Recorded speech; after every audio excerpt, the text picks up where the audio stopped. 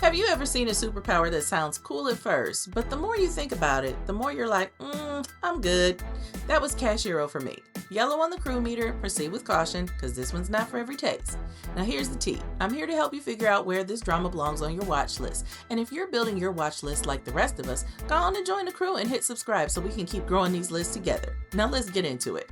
So Cashero is one of those shows where it feels like the writer just sat down and said, okay, you get to choose your power, but... And that but is doing a lot of heavy lifting because on paper, some of these powers are actually fire. Like, listen, out of everybody, I would have taken the Magneto situation fueled by bread because this is low-key genius. All the food with none of the guilt. But then you look at our main character and poor baby. I am too cheap for that. Absolutely not. Do not sign me up. Because this man's power comes with a cost that had me sitting there like, whew. Who chose this? Because being a brokey is not my idea of a good time. And that's really the hook of the whole show. Not, wow, look at these amazing abilities, but how are you even surviving with this setup? Now, I will say this show is very bingeable. Like, once you start, it's easy to just let it ride the whole way through. Like, if you start in the morning, you'll be done by bedtime. And part of it is because the concept is genuinely fun.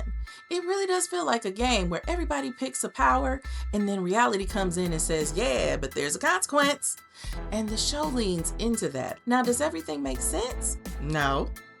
We definitely got some plot holes in here. And the plot armor? Listen, this was given Rainer Braun from AOT. And I'm all for keeping the character in the game, but at a certain point, it's like, come on now. But it didn't ruin the experience for me because the ride itself is still fun. Now, one thing I was a little thrown off by, I was expecting this to lean more into the comedy. And don't get me wrong, there are funny moments, like her giving him 50,000 won to test his powers. Yeah, that one took me out. But overall, the tone shifts more into this X-Men meets Ocean's 11 kind of vibe. And because of that shift, I didn't get to fully sit in with the girlfriend storyline the way I really wanted to, which was unfortunate because I was ready to vibe with her. Like, I really thought I found a kindred spirit there for a second, and then the plot said, nah, we got bigger fish to fry. Now here's the thing that you need to know going into this. With this only being 8 episodes, if you're the type that needs every question answered, every detail explained, this might test you a little bit because this is one of those don't ask too many questions, just let it happen type of shows. And if you can do that, you'll probably have a good time. And let's be real, we get Lee Jun-ho as the lead, so I was already sold. So overall, this one is yellow. It's fun, it's bingeable, the concept is creative.